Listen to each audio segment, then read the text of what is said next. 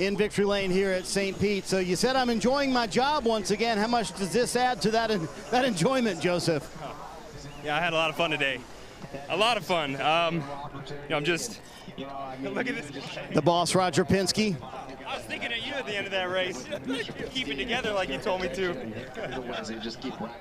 You know, Roger was telling me, he said, you have a big lead. You better hold on to it, not throw it in the wall. Luke Mason, the engineer, coming in. That was what you said on the radio. We can turn right. With all the struggles on street courses last year, did you honestly expect a 1-3-4 from Team Penske today?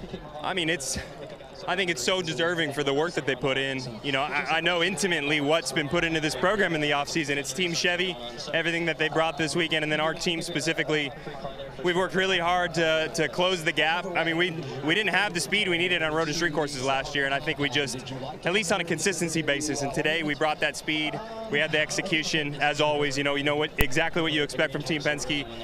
But it's so happy to have PPG here, have this car in Victory Lane. I think this is one of the most beautiful cars you can find in IndyCar racing. I'm just I feel very relaxed right now. I was really excited initially, and then it kind of calmed down those last 10 laps, and you know, we can move on from here and at least enjoy this first victory. Lee, you're right about that. First, third, and fourth for the Team Penske cars. How big of a day is this for the Team Penske team, and to start the season off that way? Yeah, I'm stoked. You know, for the team, it's unreal. Good job, Bo. You know, for the two crew to get the win, well done to them. And then, you know, obviously with Will right behind me, he was pushing me hard at the end. But I had a blast out there. I passed like all my cars as well. It wasn't much strategy there. It was just pure passing, and the car was super quick. So, yeah, super stoked for this Dex Imaging, you know, Chevy. That's our printer wagon, we like to call it. And we had a great day in the printer wagon.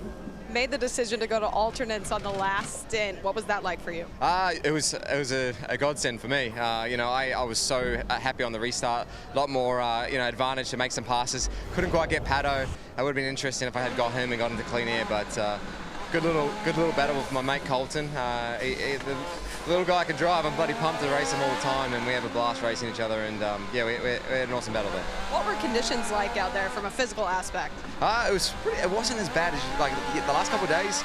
You know, it was really hot, humid. I was absolutely sweating.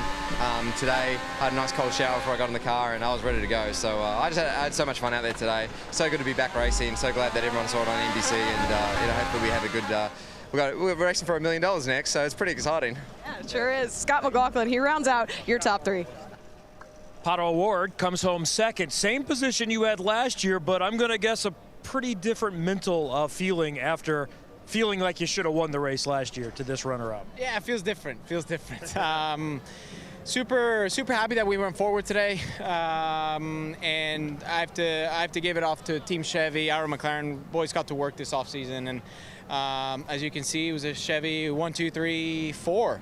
So Penske was a little too strong today for us, and I had McLaughlin and Power there putting some pretty good pressure. But I was happy with my race car. We just needed just a little bit more to make Josef sweat. But yeah, I'm super happy with the foundation that we've laid for ourselves this 2024 with today, and it's a long season ahead, but looking forward to it. Not only is having a good car, knowing you're on the right path important, but how much or what does it do for you when you do get off and get a good result to get things started? No, it's huge, because the next points race is in like 5 years. So like it's good to have a really good, strong first race to carry that into the $1 million challenge that we have in thermal, and then on to Long Beach is the next points race. So yeah, I think we've got some good ones coming up, and we'll be ready.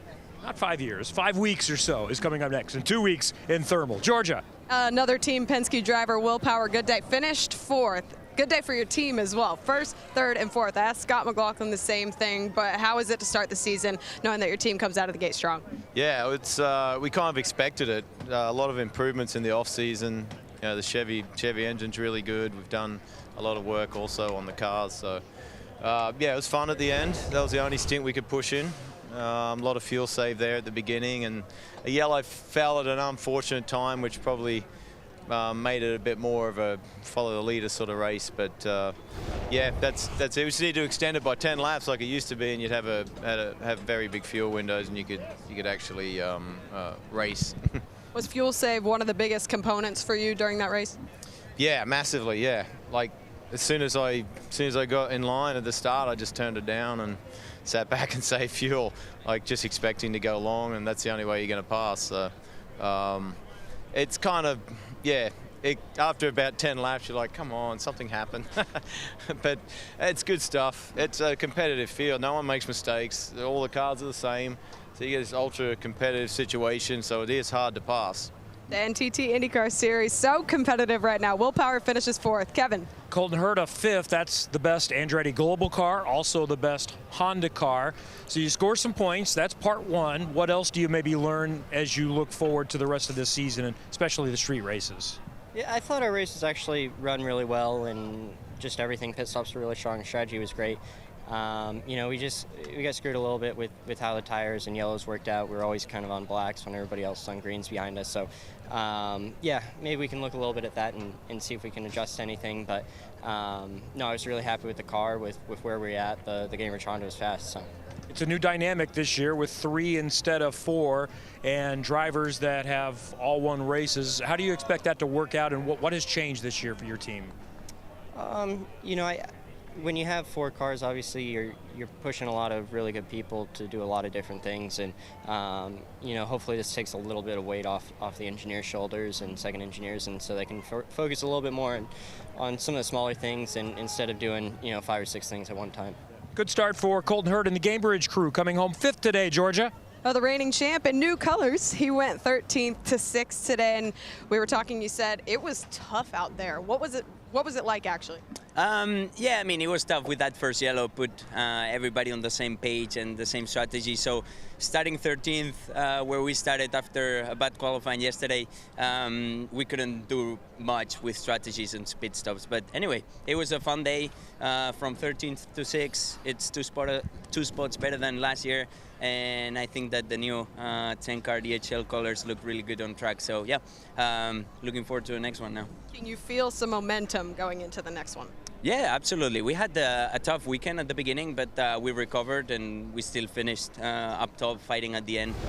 So, yeah, I feel that it's a good start and can't wait for Long Beach now. Hi, folks. Lee Diffie from NBC Sports here. If you truly enjoyed what you just watched, you can get more news, interviews, and highlights by subscribing to the Motorsports on NBC YouTube page. You can get it all, so go for it.